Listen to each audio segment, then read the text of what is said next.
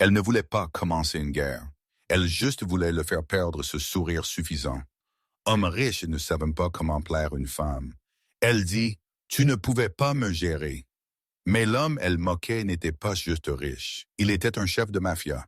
Et quand il pencha et murmura, « Vouloir parier ?» sa entière vie changea. Le salon sur le toit à Manhattan sentait de parfums chers et whisky, jazz doux mélangé avec le rythme régulier de basses venant de l'étage inférieur. Lumières dorées rebondirent sur les murs de verre, et le skyline scintilla derrière eux comme un rappel que cette ville ne dormait jamais. Harper Blake n'appartenait pas là. Elle n'était pas pauvre, mais elle n'avait pas d'argent à gaspiller sur une bouteille de champagne à 200 $ non plus. Son ami Riley l'avait convaincue de venir après une longue semaine au bureau, disant elle avait besoin de vivre un peu. Maintenant, Harper se tenait au bar, tenant son verre, prétendant apprécier le goût, et comptant silencieusement combien ce seul verre coûtait probablement. Sa simple robe noire lui allait parfaitement. Ce n'était pas designer, mais elle avait une classe naturelle qui n'avait pas besoin d'étiquette. Ses cheveux bruns tombaient sur ses épaules, douces vagues brossant sa clavicule. Elle n'essaya pas de se démarquer, mais elle le fit quand même. Alors elle le vit. Au début, elle pensa qu'il était juste un autre homme riche entouré par des hommes silencieux en costume. Mais il y avait quelque chose de différent. La façon dont les gens le regardaient, quand il bougea, les serveurs s'écartèrent, quand il s'arrêta, conversations baissèrent d'un peu. Ce n'était pas à propos d'argent, c'était à propos de contrôle. Il s'assit à une table de coin avec 3 hommes, chacun regardant la pièce plus qu'ils ne regardaient leur boisson. Son expression ne changea pas quand les gens le saluèrent. Ses yeux sombres étudièrent l'endroit comme un homme habitué à le posséder. Sa présence était calme, mais du genre qui faisait serrer votre estomac. « Qui est-ce » Harper demanda au barman. Le barman figea pour une seconde, puis éclaircit sa gorge. « Vous ne voulez pas savoir, mademoiselle. » Cela était réponse suffisante. La curiosité de Harper seulement grandit. Riley, assise à côté d'elle, suivit son regard et murmura. « C'est Adrienne Moretti. »« Devrais-je être impressionné ?» Harper demanda, sirotant sa boisson. « Tu devrais être prudente, » Riley marmonna. « Il n'est pas juste riche, il est puissant. » Harper sourit faiblement. Ils sont tous les mêmes. L'argent les fait penser, ils peuvent acheter n'importe quoi, personnes incluses. Elle ne voulait pas que sa voix porte, mais elle les porta. Le barman sembla nerveux, yeux dardants vers la table d'Adrienne. L'homme en question lentement tourna sa tête. Ses yeux se fixèrent sur les siens à travers le bar. Pour une pleine seconde, Harper oublia comment respirer. Puis elle se dit d'arrêter d'être ridicule et regarda ailleurs. Mais il continua de regarder. Riley se pensa plus près. « Ne le regarde pas comme ça. Il est dangereux. »« Je ne regarde pas, » Harper répondit. « Je éclaircis gorge. Juste me tiens ici. »« Tu le défies, » Riley siffla. « Bien, » Harper dit. « Quelqu'un devrait. » Adrienne Moretti se leva. Son mouvement était fluide et précis, comme un homme habitué à être obéi. Les 2 hommes à côté de lui échangèrent un regard, mais ne l'arrêtèrent pas. Il ajusta sa veste de costume, boutonna seulement le bouton du milieu et commença à marcher vers le bar. Chaque son autour d'eux sembla s'adoucir. Les gens firent de l'espace sans être demandés. Même le barman recula. Harper ne bougea pas. Quand il s'arrêta devant elle, elle leva les yeux. Il était plus grand qu'elle n'attendait. De près, ses traits étaient plus aiguisés, ses yeux encore plus sombres, presque verts sous les lumières.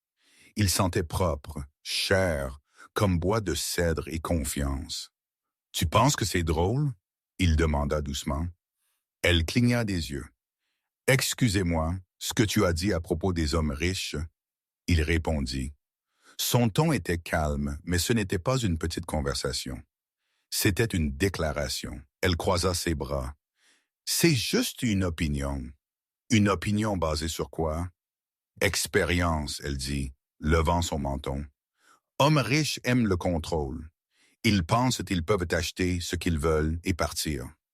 Il l'étudia pour un moment, yeux bougeant lentement de ses yeux à ses lèvres, puis en arrière. Et tu penses que c'est tout il y a aux hommes comme moi? C'est ce que j'ai dit, il se pensa légèrement. Et ce qui te rend si sûr? Harper sourit, refusant de montrer toute peur. Parce que des hommes comme toi ne sauraient pas comment plaire une femme qui ne peut pas être achetée. Il ne cligna pas des yeux. Est-ce un défi? Peut-être. Il s'approcha, sa voix baissant. Tu penses je ne pouvais pas te gérer? Les mots sortirent taquins mais calmes. Son cœur battait. Pourtant, elle refusa de reculer. Je ne pense pas, elle dit. Je sais. Pour une fraction de seconde, ses lèvres se courbèrent. Pas en amusement, mais en quelque chose de plus sombre. Il se pencha encore plus près, son souffle chaud contre son oreille. Vouloir parier? Son pouls sauta. Le son de sa voix frappa plus profondément qu'elle n'attendait. Elle tourna son visage légèrement, assez près pour voir la légère barbe naissante sur sa mâchoire, la petite cicatrice près de son col. Il ne la toucha pas, mais l'air entre eux se sentit chargé. Quand il recula enfin, elle exhala comme elle avait retenu son souffle pendant des minutes. Non, il demanda. Pourquoi? Parce que j'aime savoir qui me défie. Harper, elle dit. Harper Blake. Il le répéta lentement. Harper Blake. Il hocha la tête une fois. Je me souviendrai de ça. Ne vous dérangez pas, elle dit, essayant de paraître calme. Vous m'oublierez la seconde je partirai. Il regarda directement dans ses yeux. Je n'oublie pas. Riley attrapa le bras de Harper, murmurant, S'il te plaît, allons-y. Adrienne tourna légèrement vers le bar et parla au barman. Mettez ces boissons sur ma note. Harper fronça les sourcils. Vous n'êtes pas obligé. Je ne fais pas de charité. Il dit, voix basse. Je paye pour ce qui attire mon attention. Je ne suis pas à vendre. Il sourit faiblement. C'est ce qui vous rend intéressante. Avant qu'elle puisse répondre, Riley l'attira. Harper tourna une fois à la porte. Il regardait toujours, calme, patient, comme un homme qui avait déjà décidé quelque chose. Dehors, l'air de la nuit la frappa. Le son du trafic remplit la rue. Elle essaya d'en rire. Quel égo! Riley secoua sa tête. Tu es folle de lui parler comme ça. Il est juste un autre homme riche. Riley arrêta de marcher. Non, Harper, il ne l'est pas. J'ai entendu des histoires. Les gens disparaissent quand ils le croisent. Alors c'est une bonne chose, je ne prévois pas de le revoir. Harper dit. Elles atteignirent le trottoir et une voiture noire passa lentement. Harper ne remarqua pas, mais Riley remarqua. Un homme à l'intérieur les regardait. Quand leurs yeux se rencontrèrent, la fenêtre se releva de nouveau. À l'intérieur du salon, Adrien retourna à sa table. Un de ses hommes se pencha. « Patron, tu veux qu'on la vérifie? » Adrien ne répondit pas immédiatement. Il prit sa boisson, regardant la ville en dessous à travers le mur de verre. Finalement, il dit discrètement, « Je veux savoir où elle travaille, qui elle est, tout. » L'homme hocha la tête et partit. Adrien resta où il était, rejouant ses mots dans sa tête. « Tu ne pouvais pas me gérer. » Ce ton, cette étincelle, il n'avait pas senti ça en années. Elle n'avait pas peur de lui, pas comme les autres, et cela en quelque sorte la rendait dangereuse. Il prit une autre gorgée, calme mais concentré. « Si elle pense que je ne peux pas la gérer, » il murmura, presque à lui-même. « Voyons comment elle gère mon monde. » La berline noire suivit la voiture de Harper à distance, se fondant dans le trafic. À l'intérieur, l'homme sur le siège passager parla doucement dans un casque. « Nous avons des yeux sur elle, patron, » se dirigeant vers le centre-ville. « Bien, » la voix d'Adrienne répondit par la ligne. « Ne vous approchez pas trop. Je veux juste savoir elle rentre chez elle en sécurité. » Il y eut une pause. « En sécurité ou surveillée ?» Le chauffeur demanda doucement. Le ton d'Adrienne resta le même. Les deux, Harper atteignit son petit appartement 20 minutes plus tard. Elle enleva ses chaussures, soupira et laissa tomber son sac à main sur le canapé. Sa réflexion dans le miroir montra un léger rougissement encore sur ses joues. Elle ne voulait pas l'admettre, mais quelque chose à propos de cet homme l'avait secouée. Le calme, la certitude, la façon dont il la regardait comme elle n'était pas juste une autre personne au bar, mais une cible ou une tentation. Elle éteignit la lumière et essaya de dormir. Mais la dernière chose qu'elle vit avant de fermer ses yeux n'était pas le skyline ou le club. C'était son visage se penchant près, voix murmurant contre son oreille. Vouloir parier? La ville dehors ne se calma jamais vraiment. Dans les ombres de la nuit, une voiture noire resta garée de l'autre côté de la rue de son immeuble. Le chauffeur vérifia son téléphone, puis leva les yeux vers la lumière de la fenêtre qui venait de s'éteindre. Toujours en train de regarder, le passager demanda. Le chauffeur hocha la tête. Patron a dit de ne pas la perdre. Ils s'assirent en silence pour un moment avant que le chauffeur ajouta. Elle n'a aucune idée qui elle vient de défier. De son balcon de penthouse à travers la rivière, Adrienne Moretti se tenait regardant le même skyline, son téléphone à la main, ses pensées déjà consommées par un nom. Harper Blake. Harper se réveilla plus tôt que d'habitude, pas à cause du travail et pas parce qu'elle avait quelque chose d'important à faire. Elle juste ne pouvait pas arrêter de rejouer la nuit d'avant. La façon dont il marchait vers elle, la façon dont il n'éleva pas sa voix une fois, la façon dont il dit « vouloir parier », comme un homme qui toujours gagnait. Elle roula des yeux à elle-même dans le miroir. C'était juste un gars dans un club. Elle marmonna. Un dangereux, fin de l'histoire. Elle se doucha, attacha ses cheveux et met des vêtements de travail, jeans foncés, une blouse beige ajustée, talons bas. Elle travaillait dans la logistique événementielle pour un groupe hôtelier au centre-ville. Rien de glamour, rien qui criait. J'ai passé la nuit à taquiner un chef de mafia. À 8h15 du matin, elle fermait la porte de son appartement. C'était quand elle le vit. Un SUV noir garé juste devant son immeuble. Fenêtre teintée propre, le genre de voiture que les gens riches utilisent pour se déplacer en ville sans être remarqués, ou le genre de voiture que les gens utilisent pour garder quelqu'un en sécurité. Le chauffeur sortit immédiatement comme il l'avait attendu. Il portait un costume sombre, oreillettes, cheveux coupés nets. Professionnel demanda. Harper resserra sa prise sur son sac. Qui demande? Je suis Caleb. Monsieur Moretti m'a envoyé pour vous conduire. Elle le fixa. Me conduire où? Il dit, et je cite, où qu'elle ait besoin d'aller? Sa mâchoire se serra. Je n'ai pas demandé de chauffeur. Il sait, Caleb dit, respectueux mais ferme. Il insista. Bien sûr qu'il l'a fait. Harper regarda autour de la rue. Les gens marchaient au travail. Personne ne faisait attention. Mais elle savait ce que c'était. Ce n'était pas une faveur. C'était une déclaration. Adrienne Moretti lui montrait qu'il pouvait atteindre sa vie normale quand il voulait. Non, merci, elle dit. Je peux prendre le métro comme je fais tous les jours.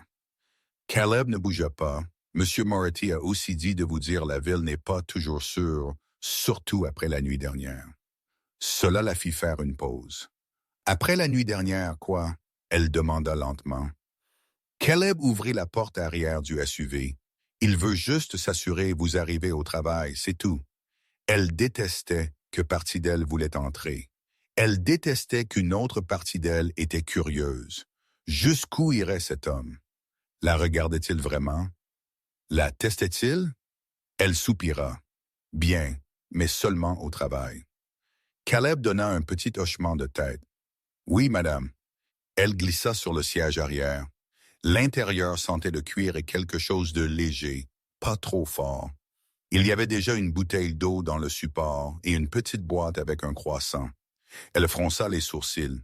« Il a fait? » « Oui, Caleb dit de l'avant. Il dit, « Vous n'avez pas beaucoup mangé hier soir. » « Comment sait-il même ça? » Elle marmonna. « Il remarque des choses, » le chauffeur dit, s'engageant dans le trafic. Harper regarda par la fenêtre la ville passant. New York toujours bougeait vite, mais aujourd'hui, elle se sentit comme elle avait été tirée dans une vitesse différente, comme tout ce qu'elle faisait était surveillé. Son téléphone vibra. Numéro inconnu. Elle ouvrit le message. Adrienne Moretti. Bonjour Harper. Elle fixa l'écran, puis tapa « Harper, tu as envoyé une voiture. » Sa réponse 20 secondes plus tard. « Adrien, le trafic de Manhattan est une perte de temps. Je n'aime pas l'idée de toi marchant seul après la nuit dernière. » Elle tapa plus vite. « Harper. » Après quoi exactement? J'ai dit une phrase dans un bar. « Adrien, tu l'as dit à moi. » Elle roula des yeux même s'il ne pouvait pas voir. « Harper, tu es dramatique. »« Adrienne, je suis prudente. » Elle arrêta de texter. Son rythme cardiaque était plus rapide qu'il n'aurait dû être. Elle ne voulait pas qu'il pense elle était impressionnée. Un autre message vint. « Adrienne, j'aimerais te voir plus tard. Déjeuner. » Elle exhala. « Le voilà. La vraie raison pour la voiture. » « Harper, je travaille. »« Adrien, je sais où tu travailles. » Elle figea pour une demi-seconde. Le chauffeur la regarda dans le rétroviseur, mais resta silencieux.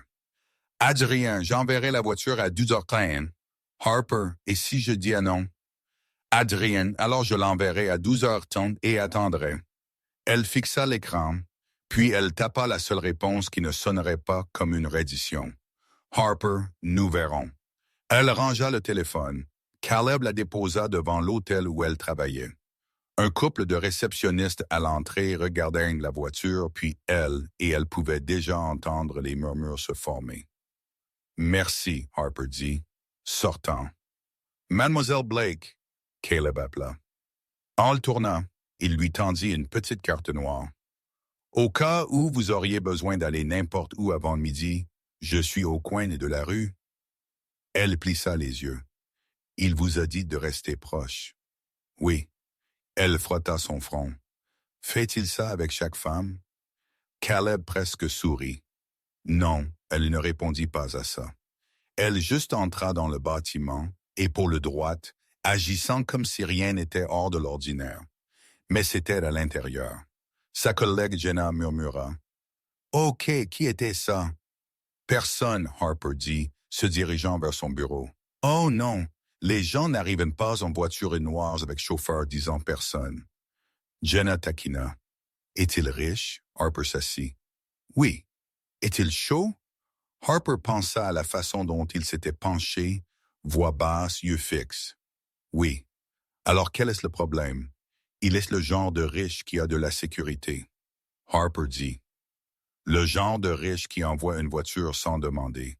Le genre de riche à qui les gens ne disent pas non. » Jenna leva un sourcil. « Et tu as dit non. J'essaye. » Harper marmonna. Elle essaya de se concentrer sur le travail, email, commande d'événements, un changement dans l'aménagement de la salle de bal pour un client corporatif, vie normale, la vie qu'elle avait bâtie elle-même sans homme payant pour ça, personne lui disant quoi faire. Mais à 11h50 du matin, elle pensait toujours à lui. À 12h20 de l'après-midi, elle vérifiait l'heure toutes les 2 minutes. À 12h28 de l'après-midi, elle se dit, elle n'allait pas. À 12h30 de l'après-midi, pile, son téléphone vibra de nouveau. « Caleb, je suis en bas. » Et elle fixa l'écran. Elle pouvait l'ignorer. Elle pouvait envoyer un message et dire elle n'était pas disponible. Elle pouvait lui dire de la laisser seule. Mais un autre message vint d'un numéro inconnu. Pas celui d'Adrienne. Inconnu. Prudente avec qui tu es vu. Elle figea. Elle regarda autour du bureau. Personne ne semblait la regarder. Personne ne semblait nerveux. Elle tapa en retour. « Harper, qui est ceci? » Pas de réponse. Sa gorge se serra. Elle prit son sac et se dirigea vers l'ascenseur. Quand elle sortit, Caleb tenait la porte ouverte. « Quelque chose de mal ?» il demanda immédiatement, remarquant son expression. « Quelqu'un m'a texté » elle dit, entrant, me disant d'être prudente avec qui je suis vue. La mâchoire de Caleb se durcit, je le lui ferai savoir. « Non » elle dit rapidement, « ne rends pas ça pire. »« C'est déjà pire » il dit, démarrant le moteur. « La seconde quelqu'un vous texte ça à cause de lui, c'est déjà pire. » Elle avala. « Où allons-nous » elle demanda. Il conduisit vers la rivière. « Monsieur Moretti a dit vous aimez les endroits avec fenêtres. » Elle fronça les sourcils. « Je ne lui ai jamais dit ça. Il remarque des choses. » Caleb répéta. Ils s'arrêtèrent devant un restaurant haut de gamme avec verre Floride au plafond et une vue sur les hauts. 2 hommes en costume étaient à l'entrée en train de regarder. L'un d'eux parla dans sa manche quand il vit la voiture. Ce n'était pas un déjeuner normal. Caleb la fit entrer. Le personnel la salua comme elle avait une réservation faite des semaines auparavant. Du côté lointain, à une table privée avec la ville derrière lui, s'assit Adrienne Moretti. Il se leva quand elle s'approcha. Personne ne s'était jamais levé pour elle. Pas son ex, pas son ancien patron, pas son père, mais cet homme qui pouvait avoir n'importe quelle femme dans la pièce se leva. Harper, il dit comme il avait été sûr elle viendrait. Asseyez-vous. Elle s'assit. Je n'ai presque pas. Je sais, il dit. Mais tu étais curieuse, elle le fixa. Tu aimes vraiment avoir raison. J'aime comprendre les gens. Ce que c'est? Elle demanda. Compréhension. C'est le début de ça. Un serveur vint avec de l'eau, puis les laissa seuls. Adrienne se pensa en avant. Vous avez reçu un texte. Elle le fixa. Vous saviez, j'ai dit à mes hommes de surveiller votre immeuble. Si quelqu'un est assez audacieux pour vous texter après une nuit, je veux savoir. Alors, c'était un des vôtres? Elle demanda vivement. Non, il dit tout de suite. Pas le mien. Alors celui de qui? Il ne répondit pas immédiatement. Il la regarda, mesurant combien dire. Le genre de gens qui aiment savoir à qui je parle, le genre qui cherche des points faibles. Je ne suis pas un point faible, Harper dit. Vous ne l'êtes pas, il accepta. Mais ils ne vous connaissent pas encore. Elle se rassit. Je n'ai pas signé pour ça. Vous m'avez parlé, il dit. En public dans ma ville, cela vous rend vu. Et qu'alors? Maintenant, j'ai besoin de sécurité parce que j'ai dit, vous ne pouviez pas me gérer. Ses yeux s'assombrirent d'un peu. Maintenant, vous avez besoin de sécurité parce qu'il pense que je pourrais vouloir. Les mots firent sa poitrine chaude et tendue en même temps. Vous devriez partir alors, elle dit, de moi. Je ne pars pas, il dit simplement. Vous êtes têtu, vous êtes grande gueule. Elle presque sourit. Alors c'est pourquoi vous avez envoyé une voiture. Parce que vous aimez une femme grande gueule. J'ai envoyé une voiture, il dit, parce que je ne veux pas que vous soyez blessé à cause de moi. La façon dont il le dit était si factuelle que cela la désarma. Que voulez-vous, Adrien? Elle demanda, finalement disant son nom. Il retint son regard. Je veux savoir si la nuit dernière était juste une blague d'ivrogne ou si vous croyez vraiment ce que vous avez dit à propos des hommes comme moi. Je le crois. Alors je veux vous prouver tort. Comment? Elle demanda, défiant de nouveau. En restant, il dit, en apparaissant, en m'assurant vous êtes en sécurité, en ne disparaissant pas après une nuit, en ne vous traitant pas comme quelque chose que je peux acheter. Ce n'était pas la réponse qu'elle attendait. Elle le regarda pour un long moment. Vous ne me connaissez même pas. Je sais vous n'avez pas scié quand je me suis approché de vous. Il dit, je sais vous avez dit non au chauffeur ce matin avant de dire oui. Je sais vous êtes resté dans un endroit où vous sentiez que vous n'apparteniez pas. Je sais vous ne vous impressionnez pas facilement. Il fit une pause. Et je sais quelqu'un vous a texté un avertissement et vous êtes quand même venu. Sa gorge se serra. Parce que je ne laisserai pas les gens m'effrayer. Ça, il dit, exactement pourquoi ils essaieront. Un battement silencieux passa. Qui sont-ils, l'Adrien? Il ne mentit pas. Des gens qui ne m'aiment pas. Des gens qui veulent me couper dans ce qui est à moi. Des gens qui cherchent des points de pression. Je garde ma vie propre. Pas de femme, pas de petite amie, personne à viser. Et maintenant je le suis, elle demanda. Vous pourriez l'être, il dit, si nous ne sommes pas intelligents. Elle exhala par son nez. Alors, votre solution est quoi? M'enfermer dans une tour. Sa bouche tressaillit. Ma solution est de m'assurer qu'ils savent que vous êtes sous ma protection. Cela, habituellement, fait les gens réfléchir 2 fois. Habituellement, elle répéta. Il hocha la tête une fois. Habituellement. Elle regarda par la fenêtre l'eau à la ville bougeant comme si rien ne se passait. Elle pouvait partir tout de suite. Elle pouvait lui dire non et retourner à sa vie normale. Mais quelqu'un l'avait déjà texté. Quelqu'un l'avait déjà remarqué. Et cet homme était le seul dans la pièce agissant comme il pouvait réellement faire quelque chose à ce sujet. Elle se tourna vers lui. Je ne vais pas arrêter de travailler. Je ne vais pas me cacher. Je ne vous demande pas, il dit. Je vous dis, j'ajouterai de la sécurité. Je n'aime pas être contrôlé. Je ne contrôle pas, il dit, je protège. Il y a une ligne mince, pas avec moi. Elle l'étudia de nouveau. Ses yeux étaient fixes. Sa posture était détendue, mais pas paresseuse. Il était en charge sans élever sa voix. Il y avait une raison, les gens avaient peur de lui. Éclairci-gorge. Bien, elle dit enfin. Pour l'instant, vous pouvez envoyer la voiture. Vous pouvez vous assurer, je rentre à la maison, mais c'est tout pour l'instant, il répéta. Et je veux votre numéro, elle hésita. Il inclina sa tête. Vous avez déjà le mien. Elle roula des yeux. Vous êtes impossible. Elle lui donna son numéro, il le tapa, puis la regarda. Et Harper, oui. Si quelqu'un d'autre vous texte à propos de moi, il dit « Voix plus basse maintenant ». Vous me le dites tout de suite. Pourquoi? Alors vous pouvez les menacer, afin que je puisse faire que ça s'arrête. Elle retint son regard. Vous n'aimez vraiment pas être défié. Il sourit lentement. Pas large, pas doux, juste confiant. J'aime gagner. Elle secoua sa tête, mais il y avait une trace de sourire au coin de sa bouche. Il regarda ça aussi. Quand le déjeuner se termina, il ne la toucha pas. Il ne l'embrassa pas. Il ne poussa pas. Il juste se tint, la laissa sortir d'abord et laissa tout le monde dans le restaurant voir qu'il était celui qui l'avait amené. Dehors, Caleb attendait déjà. Harper monta dans la voiture avec un sentiment étrange dans sa poitrine, un mélange d'irritation, de curiosité et un sens très réel que sa vie venait d'être tirée de son chemin normal.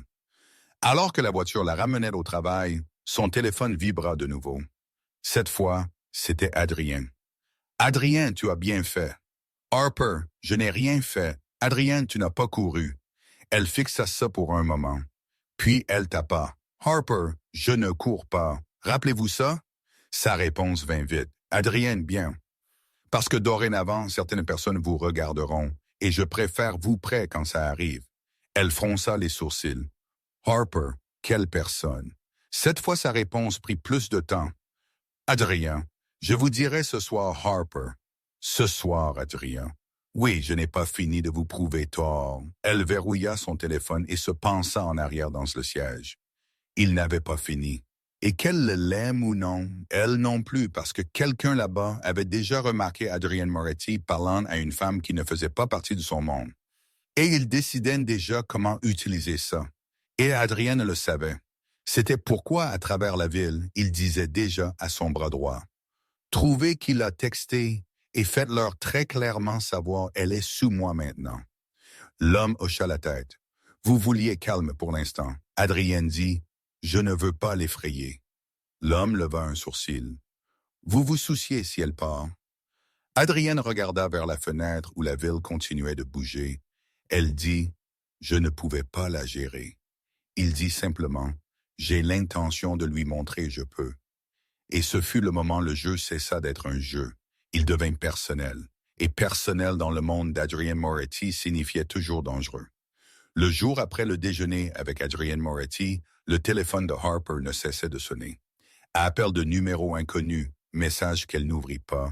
Chaque fois qu'elle regardait l'écran, elle se demandait si l'un d'eux serait lui ou quelqu'un d'autre. Au deuxième jour, elle décida qu'elle avait besoin d'espace. Elle avait besoin de respirer sans se sentir regardée. Mais ce sentiment ne partit pas. Quand elle quitta son appartement pour le travail ce matin-là, le même SUV noir était garé près du trottoir. Caleb hocha la tête poliment de l'intérieur. Elle ne se fâcha plus. Elle ne salua pas non plus. Elle juste passa devant, faisant semblant il n'était pas là. À l'intérieur de l'hôtel, elle essaya de se perdre dans des tâches normales, confirmant des commandes de traiteurs, mettant à jour des feuilles de calcul clients, vérifiant des arrangements floraux. Mais la vie normale ne se sentait plus normale. À midi, son téléphone vibra de nouveau. Ce n'était pas Adrien. C'était un autre numéro inconnu. Inconnu? Tu n'aurais pas dû déjeuner avec lui. Inconnu. Tu ne sais pas ce qu'il est. Sa poitrine se serra. Le même sentiment froid qu'avant. Elle tapa vite. Harper. Qui est ceci? Inconnu. Quelqu'un essayant de te garder en vie. Elle fixa l'écran. Le message disparut comme si supprimé de l'autre côté. Ses mains tremblèrent un peu. Elle n'était pas quelqu'un qui paniquait facilement. Mais ce n'était pas une blague aléatoire. Qui que ce soit savait à propos d'elle était Adrienne. Ce déjeuner avait été privé. Comment quelqu'un savait? Elle appela Caleb. Il répondit avant que la première sonnerie ne se termine. Madame Blake, quelqu'un m'a texté de nouveau, elle dit doucement. Même que la dernière fois. Où êtes-vous? Au travail. Pourquoi? Restez à l'intérieur, il dit. Ne quittez pas le bâtiment. Caleb, c'est le milieu de la journée. Je dirai à M. Moretti, il vous appellera. Avant qu'elle puisse discuter, il raccrocha. 2 minutes plus tard, son téléphone sonna de nouveau. Adrien? Elle hésita puis répondit. Harper. Le son de sa voix était stable, comme rien ne pouvait le secouer. Que se passe-t-il? Elle demanda. Vous avez eu un autre message? Oui. Transférez-le. Elle le fit. Il ne parla pas pendant plusieurs secondes. Elle pouvait entendre du mouvement derrière lui. Papier, pas, une porte se fermant. J'envoie quelqu'un, vous cherchez, il dit. Non, Adrien, je travaille. Harper, je vais bien. Sa voix baissa d'une octave. Vous n'allez pas bien. Quelqu'un connaît votre numéro. Quelqu'un qui ne devrait pas. Vous partez maintenant. Je ne demande pas, il dit. L'appel se termina. Elle fixa son téléphone. Puis elle vit Caleb apparaître à travers les portes vitrées du hall. Il semblait tendu. Cela lui dit tout. Il ouvrit la porte de la voiture alors qu'elle atteignait le trottoir. Nous allons au bureau de M. Moretti, son bureau. Caleb hocha la tête. Il vous veut là où c'est sûr. Elle croisa ses bras. Vous aimez vraiment ce mot. Ce n'est pas un mot, il dit, c'est une condition. Elle soupira, monta dans la voiture et resta silencieuse tout le trajet. Le bâtiment était haut, moderne, fait d'acier et de verre. À l'intérieur, tout était calme. Le trajet en ascenseur se sentit sans fin. Quand les portes s'ouvrirent, elle le vit debout près d'une fenêtre avec le skyline derrière lui. Éclairci-gorge. Oui. Pas de garde en vue cette fois, juste lui. Chemise noire, manches retroussées jusqu'à ses avant-bras, téléphone à la main, mâchoire serrée. Il se tourna quand elle entra. « Vous n'auriez pas dû ignorer mes appels, » il dit calmement. « Je travaillais, » elle dit, « et maintenant vous êtes ici. » Elle regarda autour. Le bureau était grand mais simple. Bois foncé, lignes épurées, une petite machine à expresso dans le coin. Pas d'art, pas de couleur, juste du contrôle. Vous n'aviez pas à me traîner ici. Elle dit, j'aurais pu gérer quelques textes. Ils ne sont pas aléatoires. Il dit, ils venaient d'un numéro lié à un appareil encrypté. Qui que ce soit les a envoyés sait comment rester invisible. C'est réconfortant, elle dit sèchement. Il s'approcha. Je n'essaie pas de vous effrayer. Je veux juste que vous compreniez ce qui se passe quand les gens deviennent curieux à mon sujet. Vous voulez dire dangereux? Il ne le nia pas parfois. Oui. Alors, c'est ma faute? Elle demanda, bras croisés. Non, il dit c'est la mienne. J'aurais dû savoir quelqu'un nous verrait. Vous voulez dire quelqu'un de votre monde?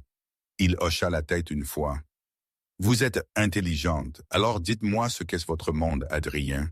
Parce que là, ça ressemble à un bureau et quelques hommes en costume, mais en quelque sorte, les gens pensent « je suis en danger juste pour vous parler ».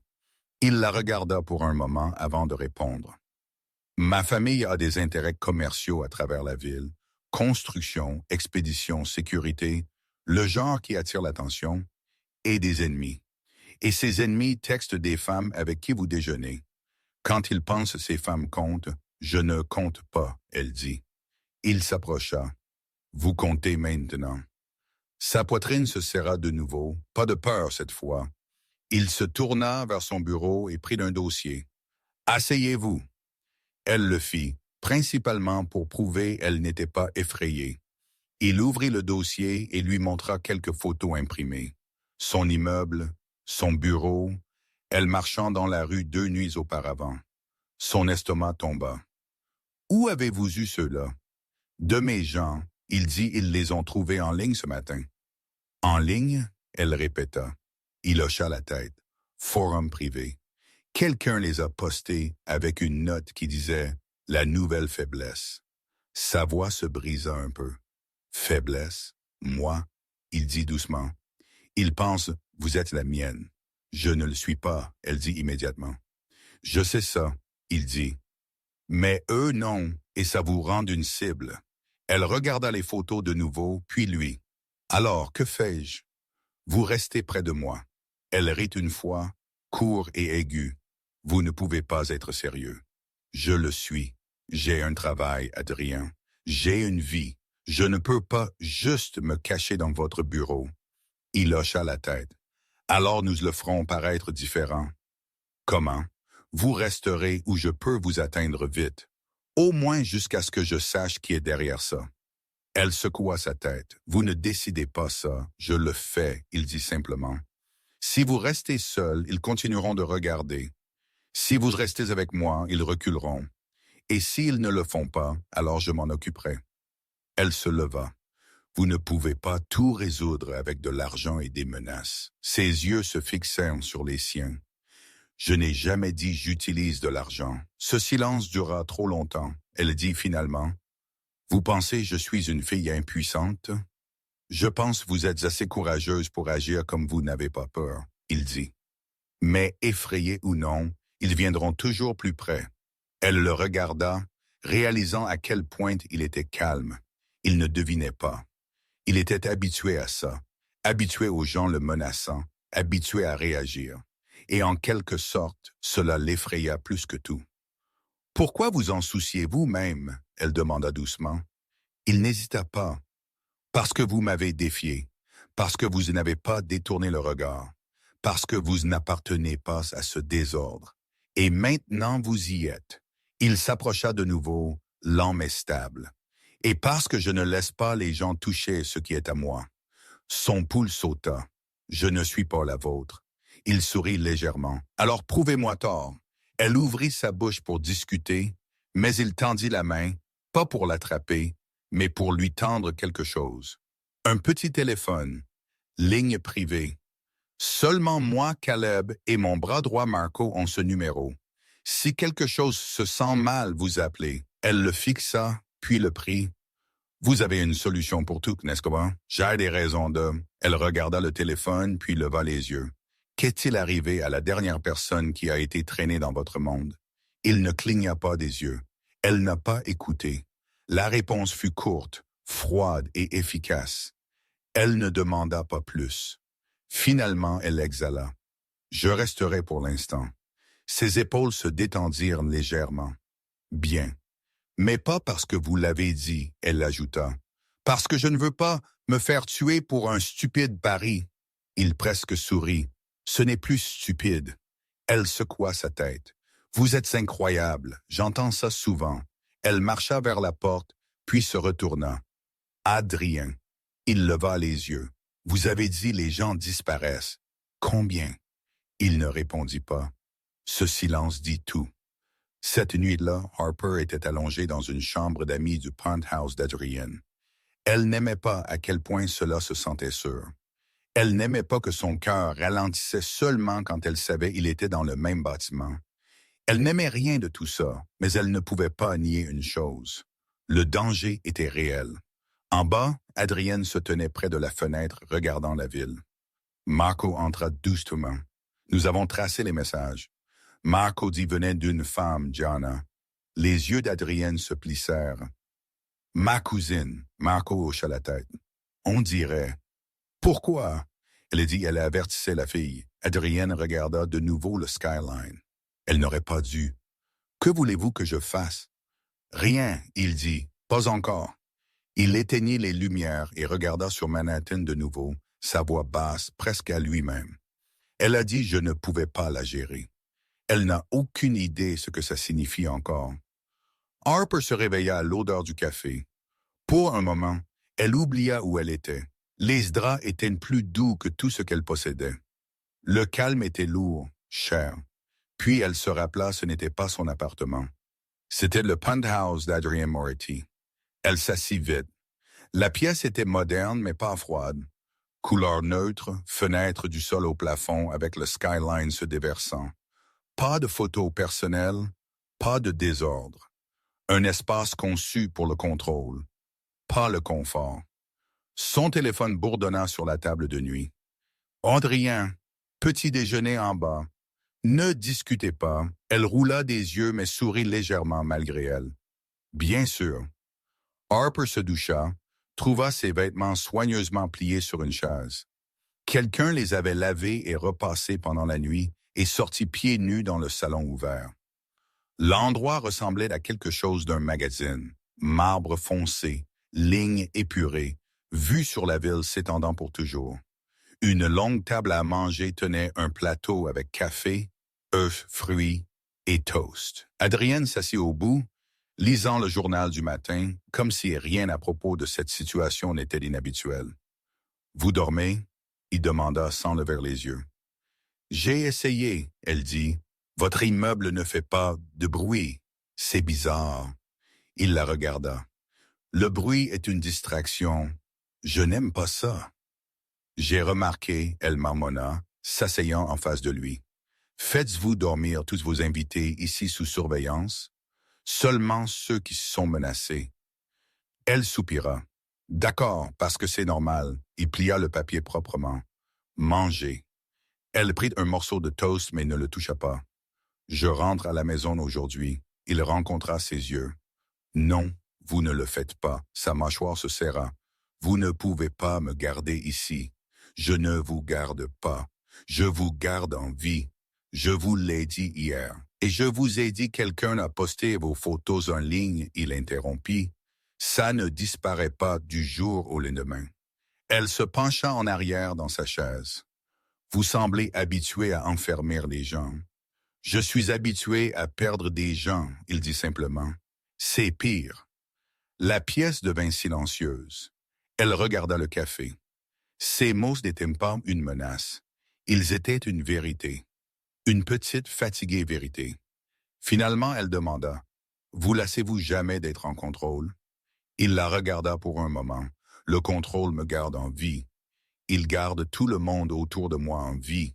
Ce n'est pas une réponse. » Il sourit faiblement. « Vous ne vous arrêtez pas. »« Seulement quand j'en reçois une, » elle dit. Il hocha la tête une fois, presque amusé. « Mangez, Harper. » Elle soupira et finalement prit une fourchette. « Vous ne savez vraiment pas comment demander gentiment, n'est-ce pas? »« Je n'ai pas besoin, » il dit. « Les gens écoutent habituellement. »« Eh bien, je ne suis pas les gens, je sais. » Cette petite admission la fit faire une pause. Plus tard ce matin-là, Caleb arriva avec une tablette et 2 téléphones. Il les plaça sur le comptoir.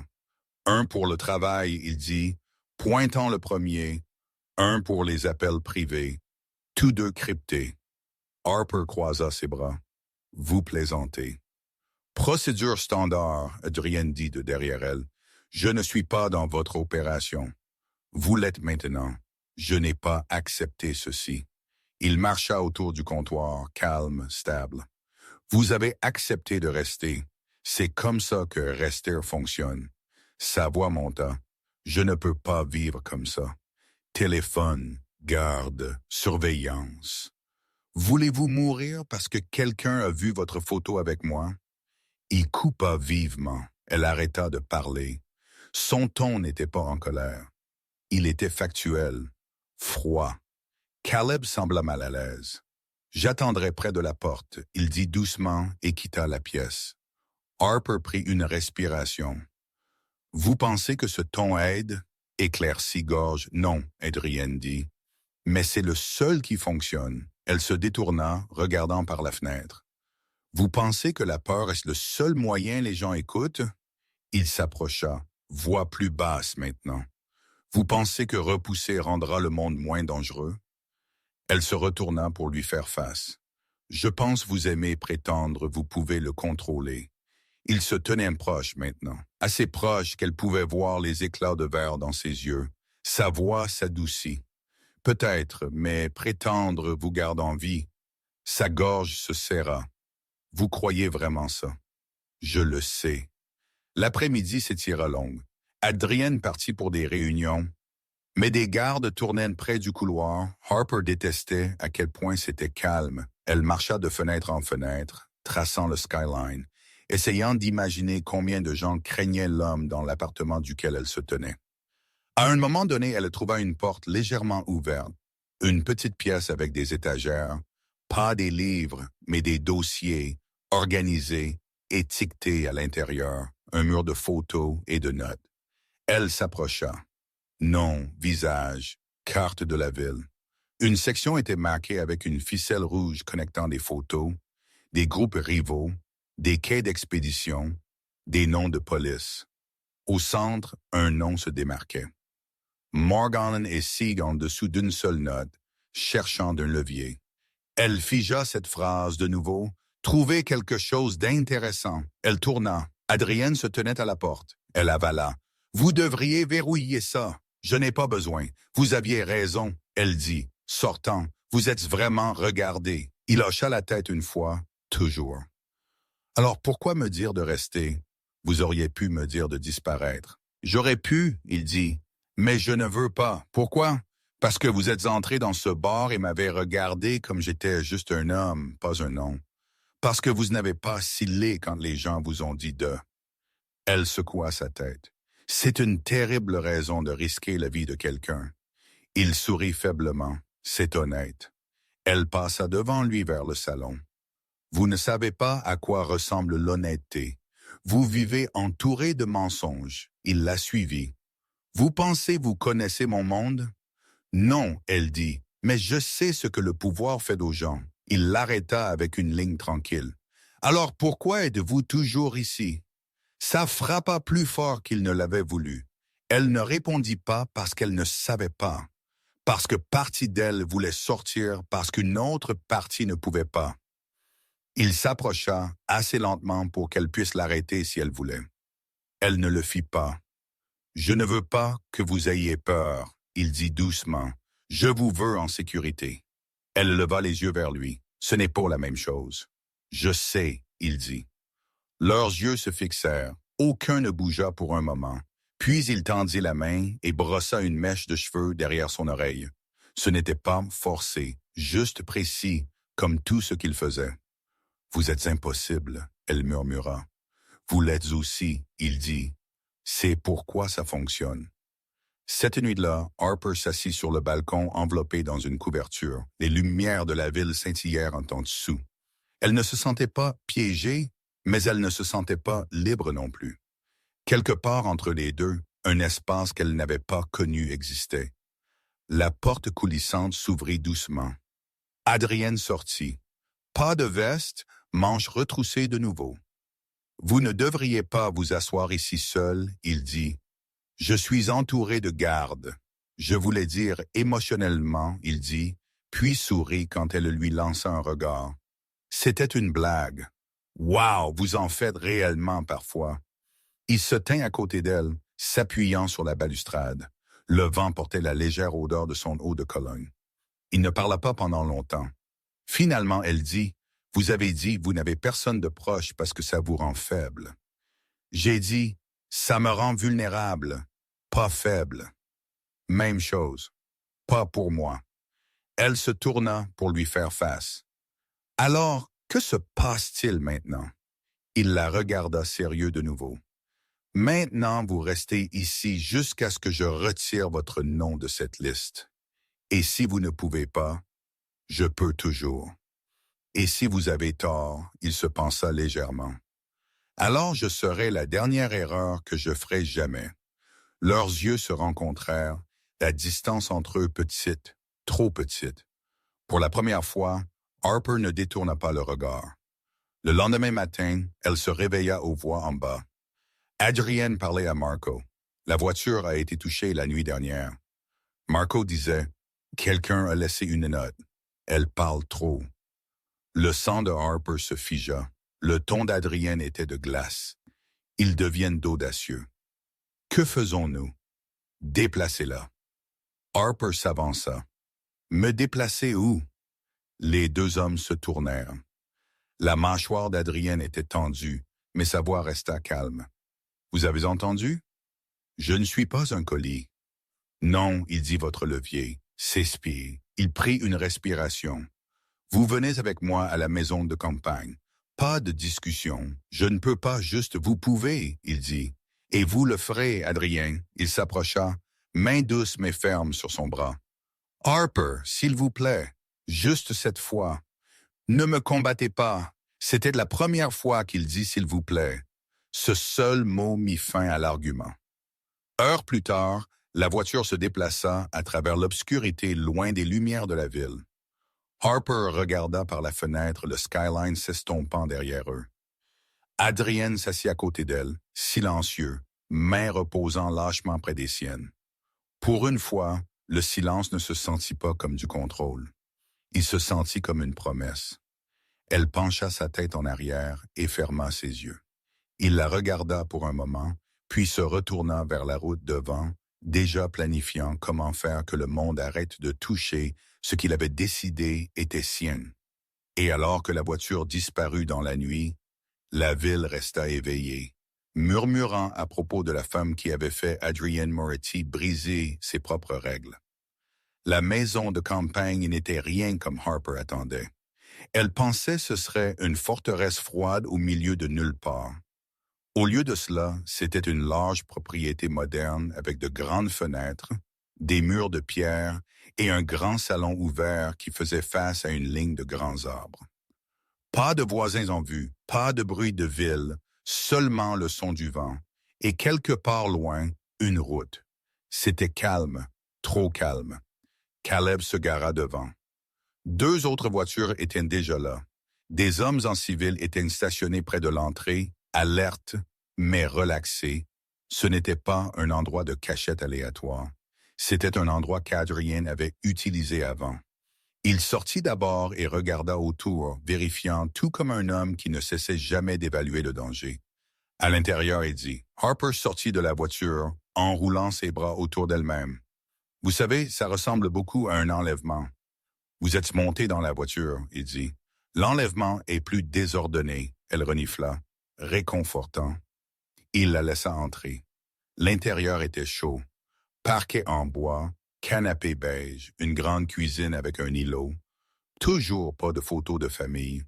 Toujours pas de signe que cet homme ait jamais vécu avec quelqu'un. Tout était fonctionnel. Est-ce là que vous amenez des femmes? Elle demanda brutalement. Non, il dit, c'est là que j'amène des gens que je dois garder en vie. Alors c'est bien, il presque sourit. Ça dépend comment vous le regardez.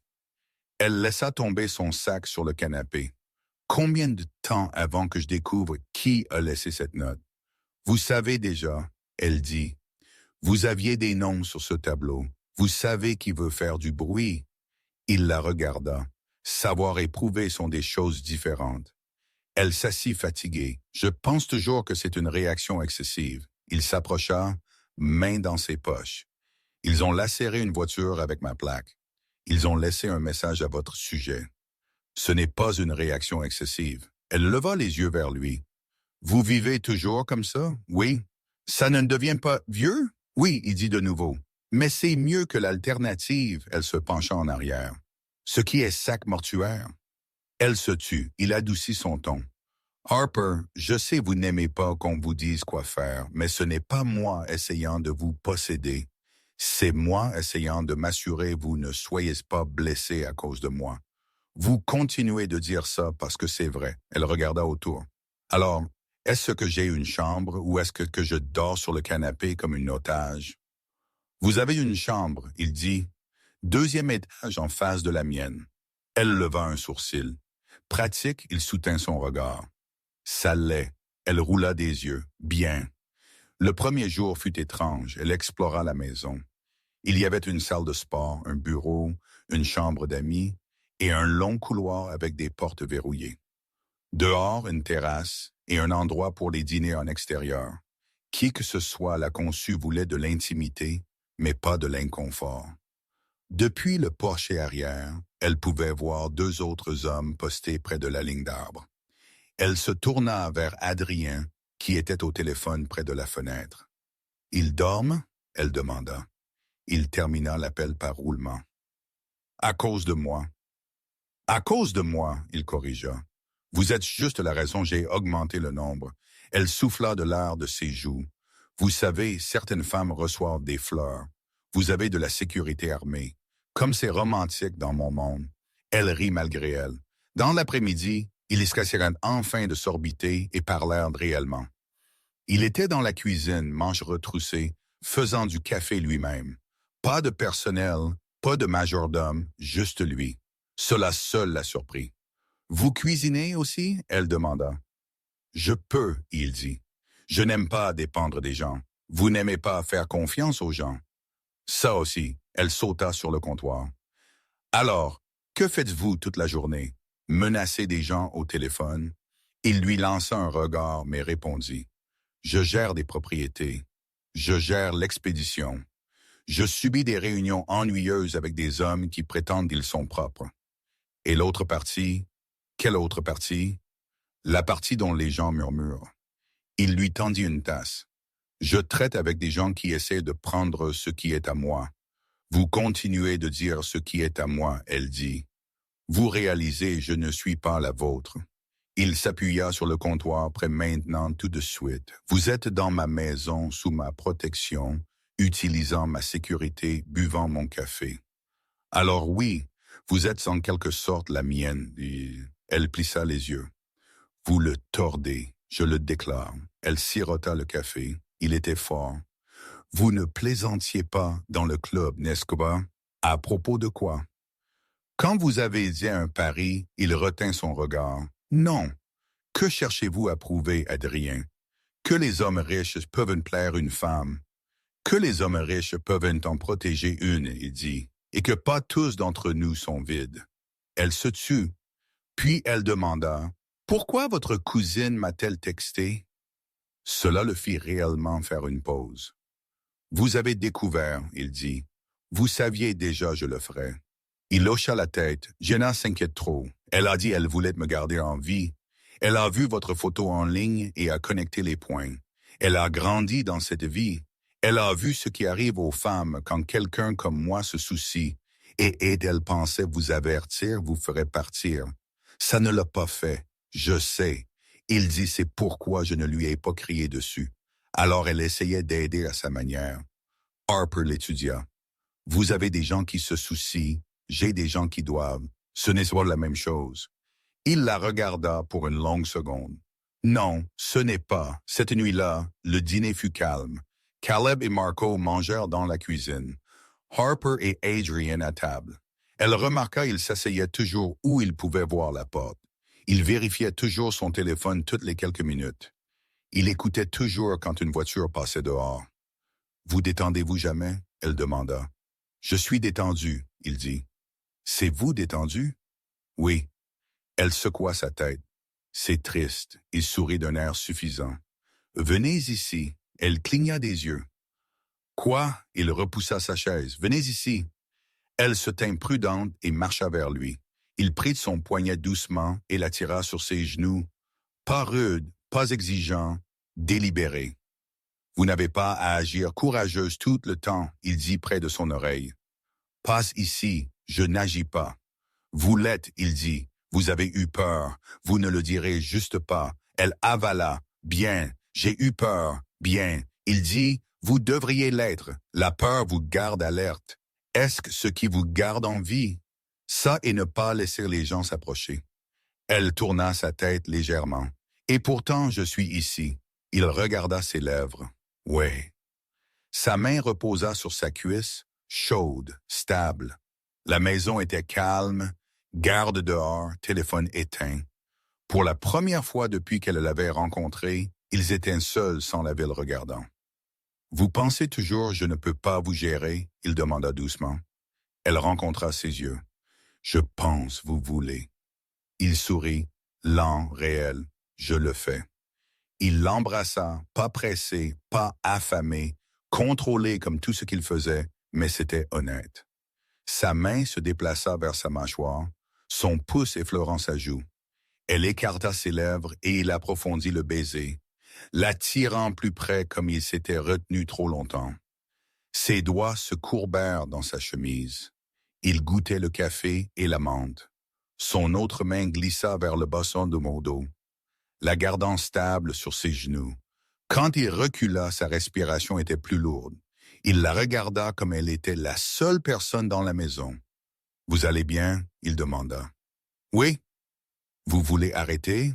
Elle secoua sa tête. « Non. » Il l'embrassa de nouveau, plus lentement. Sa retenue était évidente. Il aurait pu pousser plus loin, mais il ne le fit pas. Il la voulait consentante, il la voulait le choisissant, ne réagissant pas à la peur. Elle recula juste assez pour parler. Alors les hommes riches savent quelque chose. Il gloussa doucement. Cet homme riche sait. Elle sourit à bout de souffle. Ne devenez pas arrogant. Trop tard. Elle rit, puis reposa son front sur son épaule pour une seconde. Près de lui se sentait sûr. Cela l'agaçait à quelle vitesse elle s'y adaptait. Il garda son bras autour de sa taille. « Vous savez que cela ne finit pas quand nous retournons à la ville. J'ai imaginé ils vous ont vu. Ils essaieront de nouveau. J'ai imaginé ça, aussi. Alors vous comprenez pourquoi j'ai mis des règles. » Elle soupira. « Dites-les. » Il n'hésita pas. « Vous ne partez avec personne, je n'ai pas envoyé. Vous ne répondez pas aux numéros inconnus. Vous ne postez pas où vous êtes. Et si je dis restez à l'intérieur, vous restez. » Elle le regarda. « Ça sonne comme du contrôle. C'est de la protection. Vous continuez de dire ça. Je continuerai de le dire jusqu'à ce que vous le croyiez. » Elle le fixa pour un moment. « Mon ex a dit la même chose. » Il se figea. « Votre ex? » Elle hocha la tête. Il dit « Il voulait me protéger. » Mais ce qu'il voulait dire était « Je ne veux pas que tu parles à quelqu'un d'autre. » « Je ne suis pas votre ex, » Adrienne dit tout de suite. « Je me fiche si vous parlez aux gens. Je me fiche s'ils peuvent vous tirer dessus. » Elle avala. « C'est juste. Qu'a-t-il fait? » Adrienne demanda, voix calme mais plus tranchante maintenant. « Il a utilisé de l'argent pour me faire sentir petite, » elle dit, regardant ailleurs. « Payer mes factures, puis me la jeter à la figure, me dit je n'y arriverai pas sans lui. Trompé, menti, puis a essayé d'agir comme il était la victime quand je suis parti. Depuis, chaque fois que je vois un homme avec de l'argent, je suppose il pense qu'il peut m'acheter. » Il écouta sans interrompre. Pas de jugement, pas de moquerie. « Est-il un problème maintenant? » Adrienne demanda.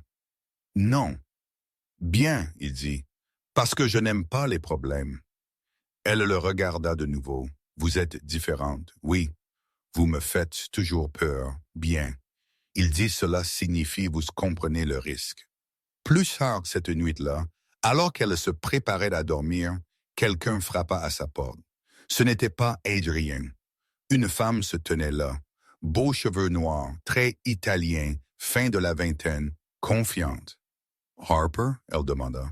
« Oui, je suis Gianna, la cousine d'Adrienne. » Les yeux de Harper s'écarquillèrent. « Vous êtes celle qui m'a texté. » Gianna hocha la tête. « Ouais, désolé pour le drame. Je ne voulais pas vous effrayer. Je sais juste comment ça se passe. » « Comment quoi se passe? Vous commencez comme une blague. Puis les gens le voient vous regarder 2 fois. Puis soudain, vous êtes sur tous les radars. » Harper croisa ses bras. « Alors votre solution était de me dire de courir. » « Oui, Gianna dit. Parce que c'est plus facile. » Harper secoua sa tête. « Je ne cours pas. » Gianna sourit un peu. « Je peux voir ça. Il aime ça. »« Vous? » Harper demanda. Gianna haussa les épaules. « Je vous aime en vie. Si rester avec lui signifie ça, alors restez. Ne sous-estimez juste pas qui regarde. » L'expression de Harper s'adoucit. « Vous essayez de me protéger. J'essayais de l'empêcher de s'attacher. » Gianna dit. « Il est pire quand il se soucie. » Harper sentit ça dans sa poitrine. Il se soucie déjà. « Je sais, » Gianna dit. « C'est pourquoi il vous a amené ici. » Gianna commença à partir, puis ajouta une chose de plus. Quand il dit « ne sortez pas », il ne bluffe pas, j'ai remarqué. Gianna sourit. « Bienvenue au désordre familial », puis elle partit.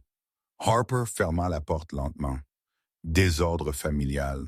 Alors, ce n'était pas juste des affaires, c'était du sang, loyauté, histoire, des gens qui ne partaient pas, des gens qui savaient exactement ce que ça coûtait d'être proche de lui et restaient quand même. Elle alla se coucher cette nuit-là avec une pensée claire. Ce n'était plus occasionnel. En bas, Adrienne s'assit avec Marco. Elle a rencontré Jana, il demanda. Oui, Marco dit. Elle est fâchée. Non, je pense qu'elle a compris. Adrienne hocha la tête. Bien. Marco le regarda. Vous la gardez vraiment? Oui. Même si ça apporte des ennuis? Oui, Marco sourit d'un air suffisant. Alors nous ferions mieux d'être prêts. Adrienne se pencha en arrière. Nous n'étions déjà pas prêts. Ils se sont trop approchés d'elle. C'est ma faute. Ça n'arrivera plus. Comment êtes-vous si sûr? Les yeux d'Adrienne devinrent froids, parce que maintenant ils savait-elle compte. Marco hocha la tête. Ça la rend une meilleure cible. Ça me rend un pire ennemi, Adrienne dit. La lumière du matin inonda les larges fenêtres de la maison de campagne. Harper se réveilla plus tard que d'habitude. Pour la première fois depuis qu'elle avait rencontré Adrienne Moretti, il n'y avait pas de chaos immédiat, pas de texte, pas de coupes à la porte, pas d'ordre, juste le silence et le son des oiseaux dehors. Elle s'habilla et descendit. Les gardes se déplaçaient déjà. Marco était à la table de la cuisine, ordinateur portable ouvert, café à côté de lui. Adrienne se tenait près de la fenêtre, téléphone à la main, donnant des ordres dans cette voix calme, égale, qui n'avait pas besoin de s'élever pour être obéie. Quand il la vit, il termina l'appel. « Bonjour, bonjour », elle répondit. « Vous commencez toujours à travailler avant le lever du soleil. »« Je ne dors pas beaucoup », il dit. Elle versa du café et s'assit en face de lui. « Alors, quelle est la suite? » « Vous avez dit vous me garderiez ici jusqu'à ce que vous sachiez qui a laissé cette note. Ça fait 3 jours. » Il hocha la tête. « Nous avons découvert. Et son nom est Morgan. » Il a dit, il dirigeait une opération rivale depuis Brooklyn. Il n'est pas stupide. Il savait au moment où mes hommes verraient cette note, je saurais d'où elle venait. Il voulait de l'attention. Alors, il a fait tout ça juste pour vous provoquer. Oui, Adrienne dit. Mais il est allé trop loin quand il vous a utilisé. Je n'ai pas demandé à être utilisé, elle dit doucement. Je sais, il dit, c'est pourquoi je m'en occupe. La façon dont il dit s'en occuper fit tourner son estomac. Qu'est-ce que ça veut dire? Ça veut dire je fais que ça s'arrête. Elle posa sa tasse. Vous ne pouvez pas juste Harper. Il interrompit doucement. Vous ne voulez pas savoir ce que ça signifie. Elle le fixa. Vous continuez de décider ce que je devrais ou ne devrais pas savoir parce que certaines choses, vous ne pouvez pas les désentendre. Ce n'est pas votre choix. Il la regarda pour un long moment. Ça l'est quand votre nom est dans la même phrase que le mien. Elle se leva. Alors enlevez-le. Il se leva aussi. Ça ne marche pas comme ça. Ils se fixèrent, aucun ne reculant. Puis la porte d'entrée s'ouvrit. Caleb entra, téléphone à la main. Son expression disait tout. « Patron, il dit, nous avons un problème. » Adrien se tourna vers lui. « Quoi? » Quelqu'un a repéré une voiture près de la propriété la nuit dernière. Même marque et modèle de plaque des hommes de Morgan. Le pool de Harper sauta. Ils nous ont suivis ici. Caleb hocha la tête. On dirait. Le calme d'Adrienne ne se brisa pas, mais l'air autour de lui changea. Mettez des hommes supplémentaires autour du périmètre. Doublez la rotation. Oui, monsieur. Caleb sortit de nouveau. Harper croisa ses bras. Tant pis pour la sécurité. Adrienne la regarda. Vous êtes en sécurité. Je suis ici. Ce n'est pas la même chose. C'est mieux, il dit. Elle laissa échapper un souffle. Vous ne vous entendez même pas. Je m'entends, il dit, et je pense chaque mot. Il s'approcha, baissant sa voix. Il ne vous cherche pas à cause de qui vous êtes. Il vous cherche à cause de moi parce qu'il pense que vous me rendez plus faible. Vous le faites? Elle demanda. Non, il dit. Vous me rendez concentré. Elle voulait dire quelque chose d'intelligent, quelque chose pour briser la tension, mais elle ne put pas. Ses yeux étaient fixes, froids, Et pourtant, elle vit quelque chose derrière eux qui l'effraya plus que ses menaces. Honnêteté. Bien, elle dit. Faites tout ce que vous avez à faire, ne me le dites juste pas. Il s'approcha, assez près pour qu'elle sente la chaleur de son souffle. Si je ne vous le dis pas, vous me haïrez plus tard. Peut-être, elle dit, mais je dormirai mieux ne sachant pas. Il sourit faiblement, c'est juste. Dans cet après-midi, la maison était plus animée. Des hommes venaient et partaient, des voitures remontaient la longue allée, et les radios bourdonnaient de phrases courtes et codées.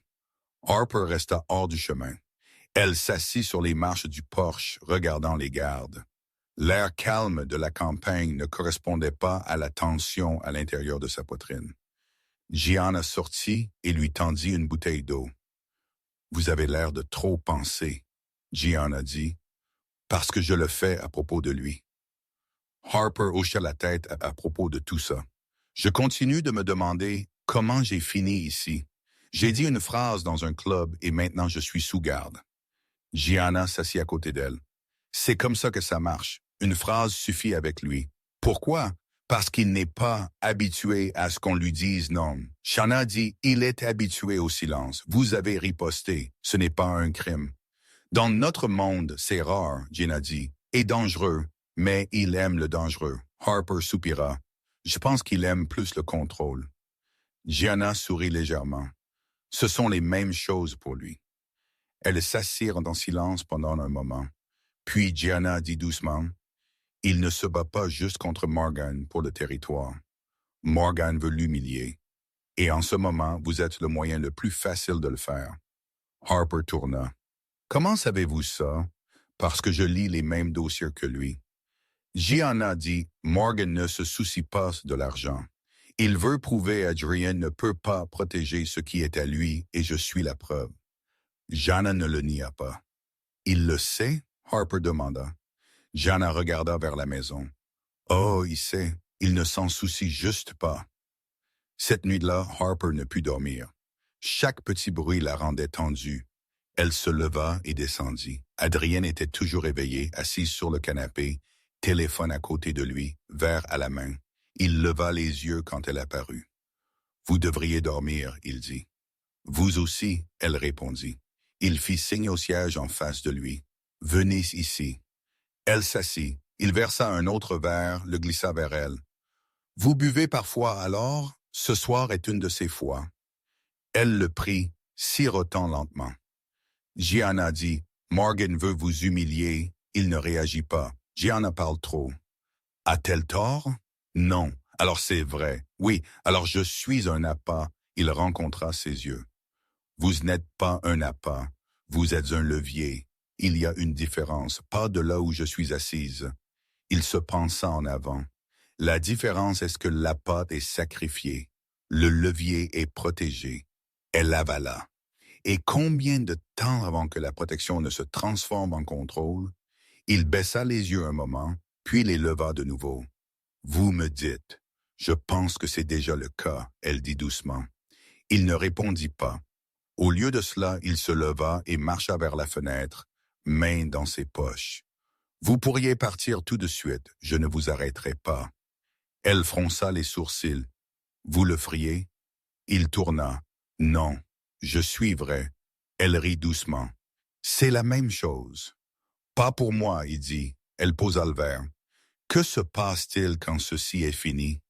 Nous découvrons qui nous a trahis et puis nous les arrêtons. Et moi, vous retournez à votre vie, comme si rien de tout cela ne s'était passé si c'est ce que vous voulez. » Elle se leva, s'approcha.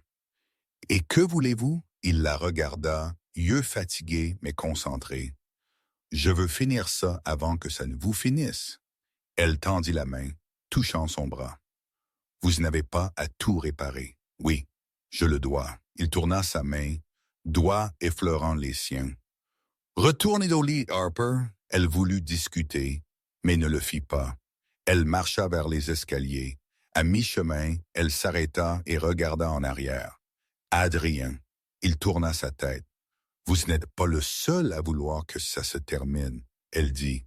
« Je sais. » Le lendemain matin, la paix se brisa. Caleb se précipita, téléphone à la main. « Patron, Nous avons du mouvement. Adrien se leva. Où? La caméra de bord de route a repéré une des voitures de Morgan se dirigeant vers la propriété. Ils savent où nous sommes. Combien? 2 voitures. Adrien attrapa sa veste. Mettez les hommes en position. Personne en dehors de la ligne principale.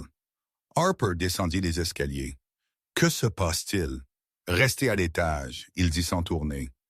Adrien, restez à l'étage. Sa voix était tranchante maintenant.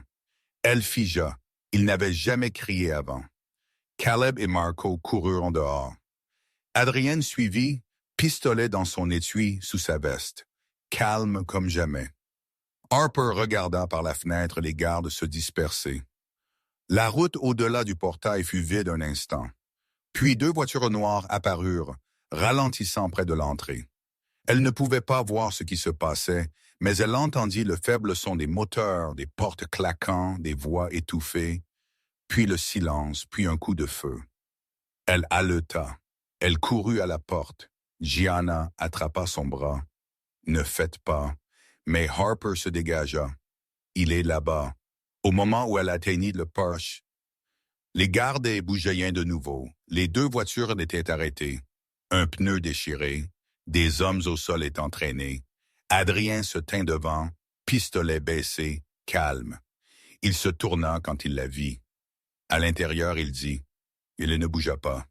Quelqu'un fut-il blessé? » Non. Alors pourquoi à l'intérieur? Harper, elle y alla. Plus tard, quand tout se calma, il vint dans sa chambre. Elle était assise sur le lit, main tremblant toujours. « Vous n'auriez pas dû sortir, » il dit. « Vous auriez pu être tué, » elle répondit. « Je ne l'ai pas été. »« Mais vous auriez pu. » Il s'approcha. « C'est à quoi ma vie ressemble. »« Je vous l'ai dit. » Elle leva les yeux vers lui. « Alors pourquoi m'y traîner? »« Parce qu'ils vous ont traîné d'abord, » il dit doucement. Sa voix s'adoucit. « Adrien, » il s'assit à côté d'elle. « Morgan est calme maintenant. Cela signifie qu'il planifie quelque chose de pire. Je vais y mettre fin avant qu'il n'essaye de nouveau. » Elle toucha son bras. « Et si vous ne pouvez pas, » il la regarda, voix stable. « Alors je mourrai en essayant. » Sa poitrine se serra. « Vous n'avez pas le droit de dire ça comme si c'était normal. » Il baissa les yeux, puis les leva de nouveau. « Vous avez demandé, que se passe-t-il quand je me soucie? C'est ce qui se passe. » Elle ne savait pas quoi dire. Elle juste se pencha vers lui. Ah oui, et cette fois il ne s'éloigna pas. Sa main reposa sur son dos, lente, stable, comme une ancre. Ils s'assirent en silence. 2 personnes tirées dans une tempête qu'aucun n'avait prévue. Et dehors, la dernière voiture disparut sur le chemin de terre, portant un seul message à l'homme qui avait tout commencé. Il ne recule pas. Et la fille est toujours en vie. La maison ne dormit pas cette nuit-là. Les gardes tournaient toutes les heures. Les forges traversaient le chemin de gravier et chaque craquement du sol sonnait plus fort qu'il n'aurait dû. Harper ne put se reposer. Elle fit les 100 pas dans la pièce jusqu'au lever du soleil,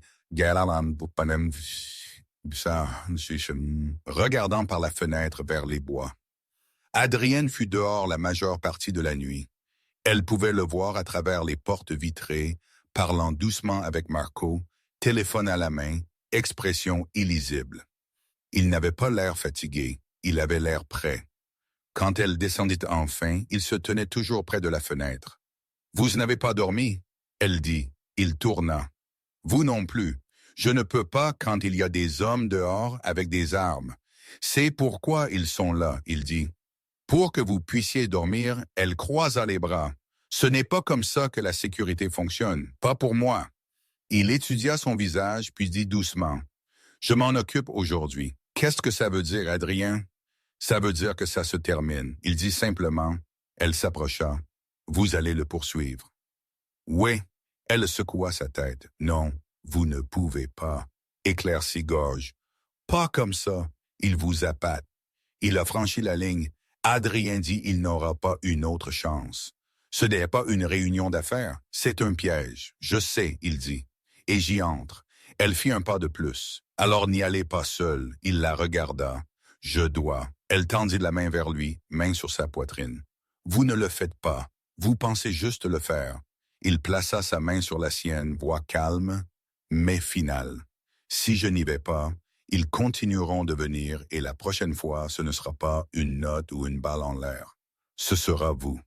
Alors j'irai avec vous, elle dit. Non, il dit instantanément. Vous n'irez nulle part près de ça. Pourquoi pas? Vous avez dit je n'étais pas faible. Vous ne l'êtes pas, il dit, mais ils ne s'en soucient pas. Ils vous utiliseront pour m'atteindre. Alors peut-être je peux arrêter ça, elle dit. Peut-être si je les affronte, ils verront je n'ai pas peur. Il secoua sa tête. Il ne se soucie pas du courage, seulement du levier. Alors vous mourrez pour rien. Elle claqua. Il n'éleva pas sa voix. Si ça vous garde en vie, alors ce n'est pas rien. Elle le fixa. Vous croyez vraiment ça? Oui. Sa gorge se serra. Et si je vous demandais de rester, il regarda ailleurs pour un moment, puis la regarda de nouveau. Alors je dirais, je suis désolé. À midi, il était parti. Gianna et Marco essayèrent de la distraire, mais Harper pouvait à peine les entendre. Elle s'assit près de la fenêtre, regardant l'allée comme une bouée de sauvetage. Des heures passèrent. Pas de nouvelles.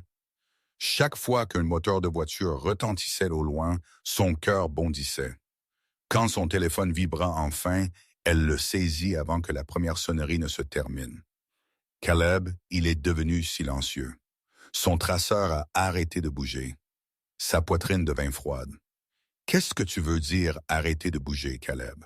Soit il l'a éteint, soit quelqu'un l'a fait pour lui. Elle se leva. Nous devons y aller. Gianna attrapa son bras. Harper.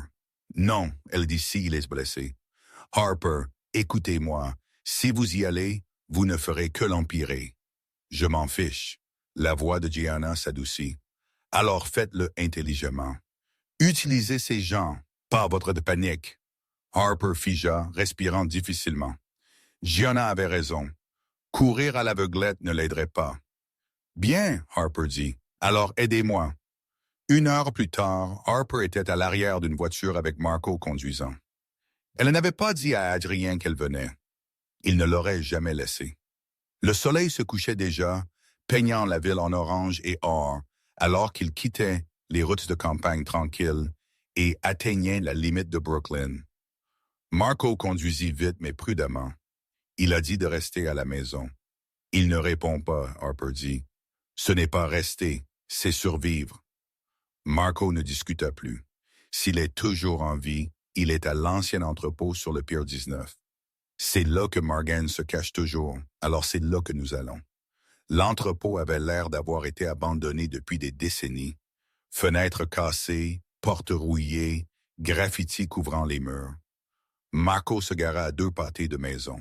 « Vous restez dans la voiture, » il dit. Harper secoua sa tête. « Non, je suis sérieuse. Moi aussi. » Avant qu'ils ne puissent discuter, elle était déjà hors de la voiture. L'air était froid, lourd de sel de la rivière. Elle se glissa le long des ombres, chaque pas délibéré. À l'intérieur, des voix résonnèrent. Elle se cacha derrière une pile de caisses et le vit. Adrienne, mains liées à genoux, visage contusionné mais calme. Morgan se tint devant lui tenant un pistolet. « Alors, c'est le grand Adrien Moretti, » Morgan dit, faisant les 100 pas, l'homme qui a bâti un empire sur le silence. « Dites-moi comment ça fait de tout perdre à cause d'une femme. » Adrien leva la tête. « Tu parles trop. » Morgan sourit d'un air suffisant et tu saignes trop facilement. Le pouls de Harper s'accéléra. Elle scanna la zone.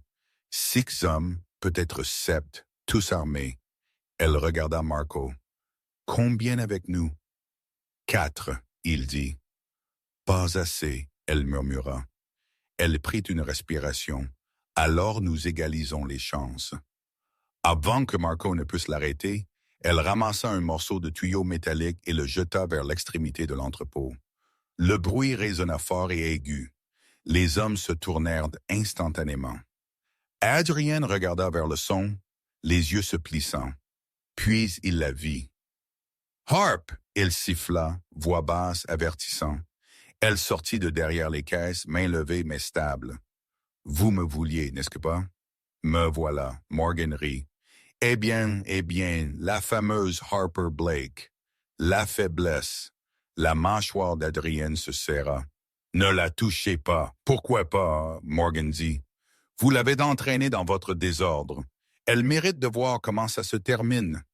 Il leva son pistolet, et avant que Harper ne puisse penser, les hommes de Marco ouvrirent le feu depuis l'entrée arrière. Le chaos éclata. Harper se cacha derrière une poutre métallique, le cœur battant à tout rompre.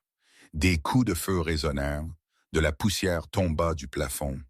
Elle vit Adrienne rouler sur le côté, prendre un pistolet à l'un des hommes tombés, et riposter avec précision.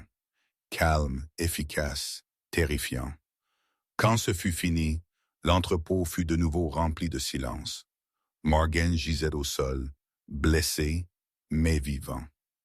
Adrienne marcha vers lui, pistolet toujours levé.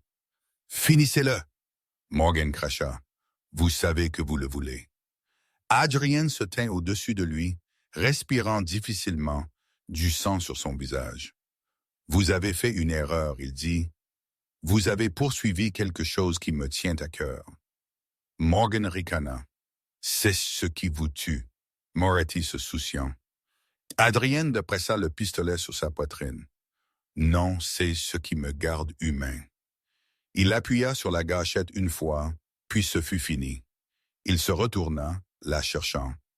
Elle se tenait près de l'embrasure de la porte, main tremblante, yeux écarquillés. Il laissa tomber le pistolet, franchit la distance en 3 enjambées et la tira dans ses bras. « Vous n'auriez pas dû venir, » il dit dans ses cheveux. Sa voix se brisa pour la première fois depuis qu'elle l'avait rencontré. « Vous auriez pu être tué. » « Je ne pouvais pas rester et attendre, » elle dit, voix tremblante. « Je pensais que vous l'étiez. »« Je vais bien, » il dit. « Vous êtes en sécurité. C'est tout ce qui compte. » Elle recula, yeux humides. « Vous saignez. » Il baissa les yeux. « Ce n'est pas le mien, Adrienne. » Il garda son visage dans ses mains. « Vous avez dit, je ne pouvais pas vous gérer. J'avais tort, » elle murmura. Il sourit, fatigué mais réel. « Je vous l'ai dit. » Elle secoua la tête, riant à travers les larmes. « Vous êtes impossible. Toujours. » Il se pencha et l'embrassa. Profond et certain, juste là, entre des murs brisés et de la poussière tombante. Le monde extérieur n'avait pas d'importance. Le bruit, la peur, le sang, rien de tout ça. Juste eux. Des heures plus tard, ils étaient de retour à la maison. Harper s'assit sur le canapé pendant que Gianna nettoyait une petite coupure sur son bras. Adrienne se tint près de la fenêtre de nouveau, regardant la nuit. « Vous n'allez pas le dire, n'est-ce pas? » Harper demanda doucement. Il tourna. « Dire quoi? »« Que vous aviez peur. » Il ne répondit pas tout de suite, puis doucement terrifié. Elle sourit. « Bien. Alors nous sommes quittes. » Il marcha, s'assit à côté d'elle et prit sa main. « Vous n'auriez pas dû venir. De rien, » elle dit. Il rit une fois. « Vous ne me rendrez jamais la vie facile. »« Voudriez-vous vraiment la facilité? » elle demanda. « Non, » il dit honnêtement. « Plus maintenant. » Il se pencha en avant, reposant son front contre le sien. « Restez. » Elle le regarda, cherchant son visage. « Vous êtes sûr? » Parce qu'être avec moi peint une plus grande cible sur votre dos. Il sourit faiblement. Alors ils devront d'abord passer par moi. Ses yeux s'adoucirent. Vous n'avez plus rien à prouver. Il embrassa son front. Je l'ai déjà fait. Des semaines plus tard, la ville était de nouveau calme. Les hommes de Morgan étaient partis, ses affaires dispersées. Adrienne tint parole. Personne ne toucha Harper de nouveau. Ils marchèrent ensemble à travers un petit parc un soir, le skyline brillant au loin. Pas de garde du corps à proximité cette fois, juste de l'espace. « Vous pensez jamais à cette nuit dans le club? » elle demanda. « Chaque jour. Vous pensez toujours que c'était un pari? » « C'était, » il dit. « J'ai parié, je pouvais vous gérer. » Oh, il s'arrêta, se tourna vers elle, yeux chauds, mais toujours vifs. J'ai gagné. Elle sourit. Peut-être. Il brossa une mèche de cheveux derrière son oreille. Non, peut-être. Elle rit doucement. Vous êtes toujours arrogant et vous êtes toujours grande gueule. Elle se pencha et l'embrassa. Je suppose c'est pourquoi ça fonctionne. Il hocha la tête. Ça l'est. Ils continuèrent de marcher, sa main dans la sienne, les lumières de la ville se reflétant dans la rivière. Pas de garde, pas de menace, juste la paix, le genre qu'ils avaient tous les deux oublié comment vouloir. Et alors qu'ils disparurent dans les rues calmes, une vérité persistait entre eux. Elle l'avait défié et il l'avait prouvé. Pas s'éclaircir-gorge avec le pouvoir, pas avec la peur, mais en protégeant son cœur comme si c'était la seule chose dans son monde qui ne pouvait pas être achetée. Si vous aimez des histoires comme ça, prenez un moment pour vous abonner à la chaîne. C'est comme ça que je saurai vous l'avez vraiment aimé. Même si vous regardez sur votre télévision, prenez une seconde pour rejoindre cette famille de fans qui aiment les histoires émotionnelles et sincères. Votre soutien signifie tout et il nous aide à vous apporter encore plus de contenus comme ça.